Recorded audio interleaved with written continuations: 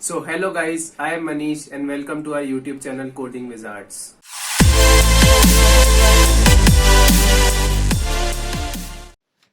So hello guys, I am Manish and इस video में हम लोग बात करने वाले हैं सेट्स के बारे में। ये हमारी पूरी प्लेलिस्ट है C plus plus S T L की, जिसके अंदर हमने 3 टॉपिक्स कवर कर लिए हैं। हमने कवर कर लिया है introduction to S T L, pairs and vectors and iterators.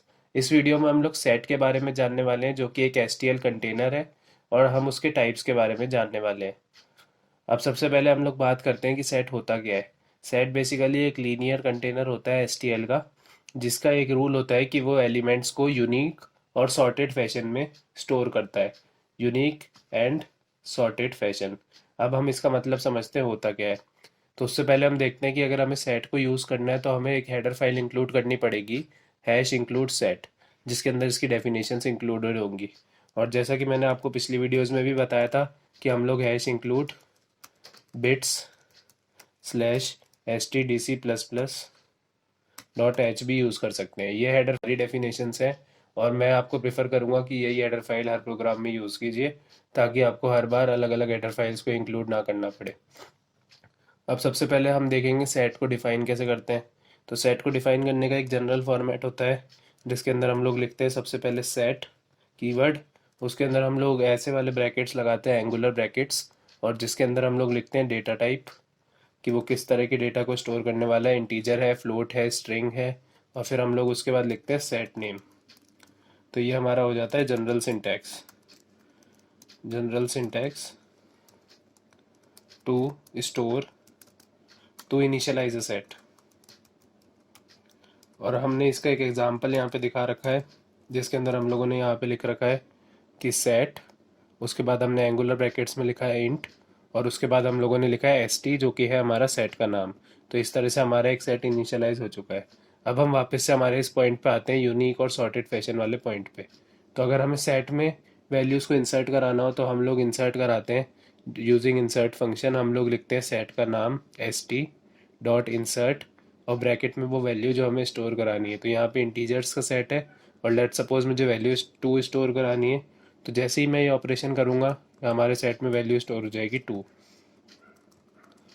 उसके बाद यदि मैं दोबारा लिखता हूँ set dot insert and let suppose मैंने लिख दिया 1, तो अब हमारे सेट में जो वैल्यूज़ हैं, तो सबसे पहला पॉइंट ये था कि जो सेट के अंदर वैल्यूज़ हैं वो सॉर्टेड फैशन में स्टोर होती हैं, सॉर्टेड। तो यदि हमने अब पहले 2 लिखा है फिर 1 लिखा है, तो सेट के अंदर पहले 1 आएगा फिर 2 आएगा। और फिर अगर हम लोग दोबारा से करते हैं सेट डॉट इंसर्ट 3, तो अब वो 3 जो है वो 1 2 3 वाला फॉर्मेट, यानी कि सॉर्टेड फॉर्मेट बन जाएगा। ठीक है गाइज, और अब बात करते हैं हमारे नेक्स्ट पॉइंट के बारे में, जो कि है यूनिक। तो यदि मैं इन सारे ऑपरेशंस को दोबारा दोबारा परफॉर्म कराता हूँ, यानी कि मैं लिखता हूँ सेट डॉट इंसर्ट, वापस से मैं 2 लिख देता हूँ, और फिर मैं लिख देता हूँ सेट डॉट इंसर्ट, और मैं लिख देता हूँ यहाँ पे 3। तो इसके अंदर होगा क्या, बेसिकली हमारा सेट वही रहेगा, क्योंकि ये यूनिक और सॉर्टेड ऑर्डर में स्टोर करता है। तो यदि हम 2 बार 3 लिखें या 2 बार 2 लिखें, वैल्यूज़ 1 2 3 रहेंगी। तो सेट का ये मतलब हुआ कि एक ऐसा एस टी एल का कंटेनर जो कि लीनियरली यूनिक और सॉर्टेड फैशन में वैल्यूज़ को स्टोर करता है। हमने देख लिया कि सेट को यूज़ करने के लिए हमें कौन सी हेडर फाइल को इंक्लूड करना होता है, और सेट को हम लोग इनिशियलाइज कैसे करते हैं, और सेट के अंदर हम लोग वैल्यूज़ इंसर्ट फंक्शन के थ्रू कैसे इंसर्ट कराते हैं। अब हम देखते हैं सेट को अगर हमें प्रिंट कराना हो तो हम कैसे प्रिंट कराएंगे। तो हम सबसे पहले हमारा एक फॉर लूप ऑपरेट कराएंगे, जिसके अंदर सेट का जो होता है प्रिंटिंग या ट्रैवर्सिंग, उसको हम लोग आइट्रेटर्स के थ्रू करवाते हैं। यदि आपको नहीं पता है आइट्रेटर्स होते क्या है, तो हमने हमारी पिछली वीडियो वेक्टर्स एंड आइट्रेटर्स में आइट्रेटर्स को पूरा डिटेल में स्टडी किया है, तो आप वहाँ पे जाके भी देख सकते हैं। तो गाइज, इसमें हमने सबसे पहले एक आइट्रेटर बनाया, ऑटो टाइप लिख दिया ताकि वो सेट को खुद ही इनिशियलाइज कर दे। उसके बाद हमने लिखा सेट डॉट बिगिन। तो इसका ये मतलब हुआ कि आइट्रेटर बिगिन पोजीशन पे, यानी कि सेट के फर्स्ट पोजीशन पे, यानी कि 1 पे पॉइंट कर रहा है इस केस में। फिर हमने लिखा I T should not be equal to S T dot end. इसका मतलब वो है आइट्रेटर 3 के बाद पॉइंट कर रहा है, तो इसलिए हम लोगों ने नॉट इक्वल टू लगाया ताकि वो 3 तक हमारा लूप चले। और हमने आई टी प्लस प्लस किया, और हमने फिर लिखा सी आउट स्टार आई टी। इसका मतलब है कि हमने इस आइट्रेटर को डी रेफरेंस कर दिया। तो जैसे जैसे लूप पहली बार चलेगा, तो हमारा बिगिन वाला इस 1 को पॉइंट कर रहा है, तो सबसे पहले 1 प्रिंट होगा हमारे पास यहाँ पे। उसके बाद जब नेक्स्ट आइट्रेशन चलेगी IT प्लस प्लस तो ये 2 को पॉइंट करने लग जाएगा, तो फिर हमारा 2 प्रिंट होगा। सिमिलरली हमारा 3 प्रिंट होगा और उसके बाद हमारा लूप चला जाएगा, ख़त्म। तो इसके अंदर हम लोगों का ये कॉन्सेप्ट हुआ traversing of a set in C++ STL। अब गाइज हम हमारे कुछ अदर फंक्शनैलिटीज़ देखने वाले हैं सेट के बारे में। सबसे पहली फंक्शनैलिटी हमारे पास आती है st.size। st यहाँ पे स्टैक का नेम है और साइज़ जो फंक्शन है वो हमें स्टैक की साइज़ को रिटर्न करके दे देता है। इसका रिटर्न टाइप इंटीजर होता है और ये हमें number of values in set बता के दे देता है। फॉर एग्ज़ाम्पल हम लोगों ने एक सेट बना रखा है इंसर्ट फंक्शन के थ्रू जिसके अंदर वैल्यूज़ है 1 2 3 4 5।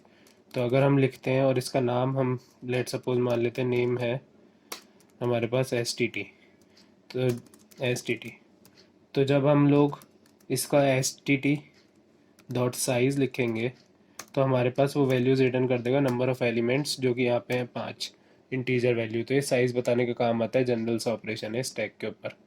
सेकेंड ऑपरेशन जो स्टैक के अंदर आता है वो होता है एम्प्टी फंक्शन। ये फंक्शन बताता है कि स्टैक एम्प्टी है या नहीं। इस फंक्शन का रिटर्न टाइप जो होता है वो बूलियन रिटर्न टाइप होता है। बूलियन का मतलब कि वो या तो ट्रू रिटर्न करेगा या तो फॉल्स रिटर्न करेगा। तो इसका रिटर्न टाइप हो गया हमारे पास बूलियन।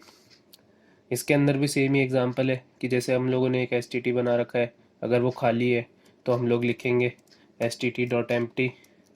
तो वो ट्रू है, वो खाली है तो वो ट्रू रिटर्न कर देगा, यानी कि 1 रिटर्न कर देगा, एल्स वो रिटर्न कर देगा 0।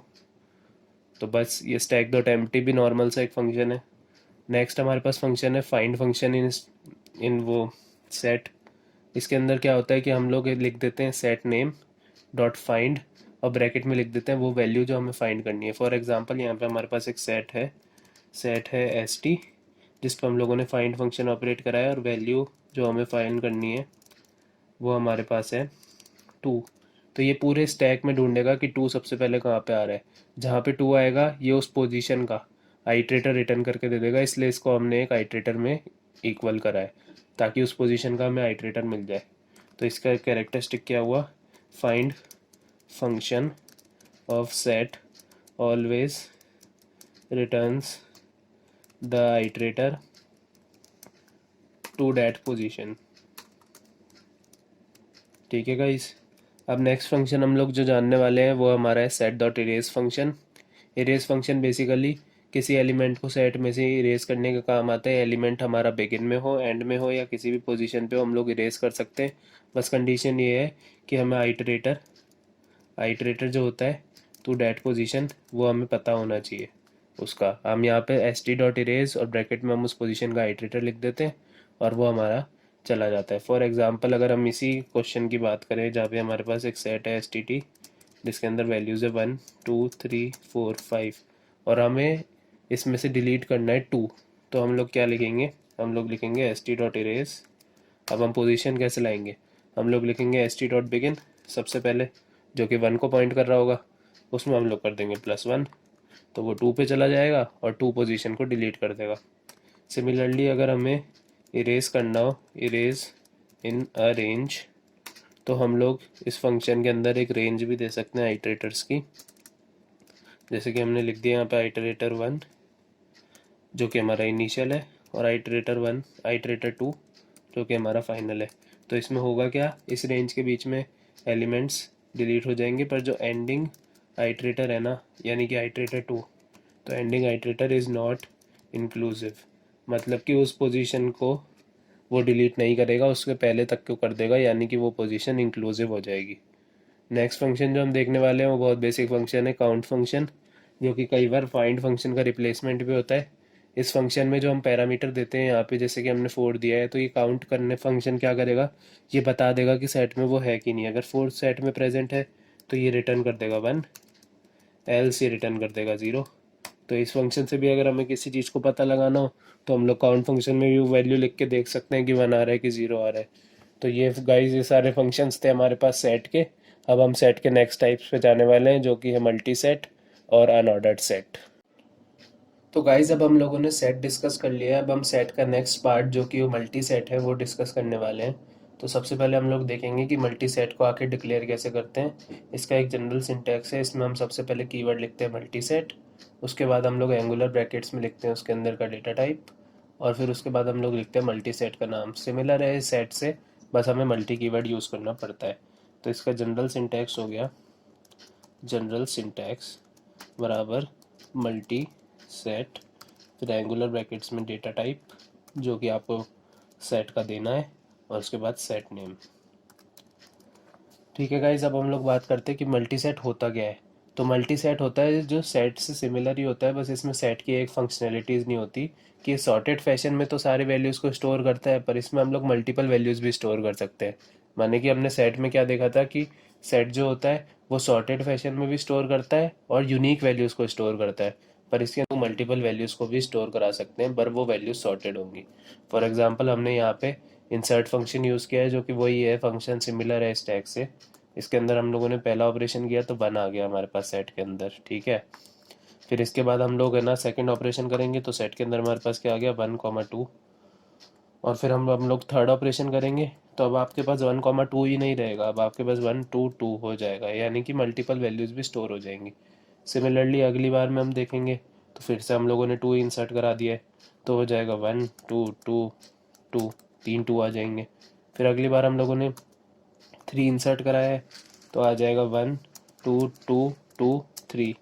और फिर नेक्स्ट टाइम सिमिलरली हम लोगों ने वापस से 3 इंसर्ट कराया है तो हमारा जो फाइनल सेट बना वो बना 1, 2, 2, 2, 3, 3, जिसके अंदर 2, 3 है और है ना 3, 2 है। तो गाइज इसमें आप आज देख सकते हैं कि हमारे पास जो भी ये बना है इसके अंदर बिल्कुल भी हमारे पास डिस्टिंक्ट वैल्यूज़ नहीं है, तो ये मल्टी सेट कहलाएगा। अब इसके अंदर बाकी सारी functionalities begin and size empty ये सारी सेट के बराबर ही है, तो मैं इसको डिस्कस नहीं कर रहा हूँ। फिर भी मैं एक बार इरेज फंक्शन डिस्कस कर लेता हूँ। इरेज फंक्शन में होता क्या है, यदि हम लोगों ने लिखा सेट का नाम which is M S dot erase, वही सिंटैक्स जो पहले लिखते थे, और हम लोगों ने 2 लिख दिया इसके अंदर एलिमेंट 2, तो इसमें होगा क्या कि इसके अंदर बहुत सारे 2 है, जैसे कि आप देख सकते हैं 3 2 है इसके अंदर। तो ये करेगा क्या कि ये जितने भी 2 है ना उन सबको डिलीट कर देगा, तो हमारे पास जो रिमेनिंग सेट बचेगा ना वो हमारे पास 1, 3, 3 बचेगा। और अगर आपको ये फंक्शनैलिटी नहीं चाहिए कि हमें तो एक ही 2 डिलीट करना था, तो आप इस सिंटेक्स को फॉलो कर सकते हैं। मैं आपको समझा देता हूँ होता क्या है। इसमें हम लोगों ने वही लिखा, सबसे पहले एम एस डॉट इरेज, उसके बाद हम लोगों ने लिखा एम एस डॉट फाइंड 2। अब इसका मतलब क्या है, फाइंड फंक्शन वही है जो हमने ऊपर डिस्कस किया था।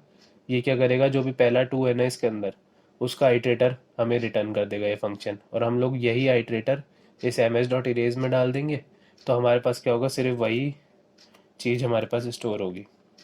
तो इस तरह से हम लोग यूनिक वैल्यू यानी कि सिंगल वैल्यू डिलीशन हम लोग इस तरह से कर सकते हैं। ये उसका मेथड हुआ। और थर्ड फंक्शनैलिटी वही है सेम, कि अगर हम लोग काउंट फंक्शन यूज़ करेंगे तो वो जो हमने सेट में पढ़ा था उसी तरह से वो फंक्शन सिमिलरली यूज़ होगा। तो गाइज ये फंक्शंस नॉर्मली मल्टी सेट में भी सेम ही है, बस इसकी थोड़ी डेफिनेशन अलग है। अब हम हमारे नेक्स्ट सेट पे आने वाले हैं विच इज़ अनऑर्डर्ड सेट। अब गाइज अनऑर्डर्ड सेट में ना सेट वाली ही सारी फंक्शनैलिटीज़ यूज़ होंगी, size function, empty function, begin, and, insert, erase, find, ये सारी फंक्शनैलिटीज़ हमारे पास यहाँ पे सेट वाली ही यूज़ होने वाली हैं। इसके अंदर ऑल फंक्शनैलिटीज़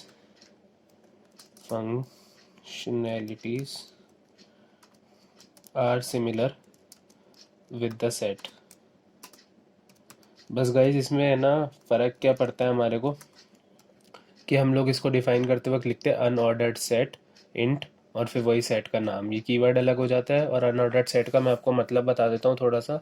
अनऑर्डर्ड सेट जो होता है वो ना तो सॉर्टेड फैशन में हमारे पास वैल्यूज स्टोर करता है, वो रैंडमली किसी भी पोजीशन पे कोई भी वैल्यू स्टोर करता है, पर वो बिल्कुल रैंडमली स्टोर नहीं करता, वो हैशिंग के प्रिंसिपल से स्टोर करता है, जिसमें हम लोग हैश टेबल बनाते हैं और हैश टेबल के अकॉर्डिंग वो उस हिसाब से वैल्यूज़ को स्टोर करता है। तो गाइज ये हैशिंग के प्रिंसिपल पे चलता है अनऑर्डर्ड सेट। और अगर आपको हैशिंग के क्वेश्चंस करने हो तो आपको अनऑर्डर्ड सेट और अनऑर्डर्ड मैप, जो कि हम अगली वीडियो में देखने वाले हैं, वो यूज़ आते हैं, और इनको जावा लैंग्वेज में हैश सेट और हैश मैप भी बोला जाता है। तो मैं इसके डीप में नहीं जाने वाला हूँ क्योंकि फिर आपको पूरी हैशिंग बतानी पड़ेगी।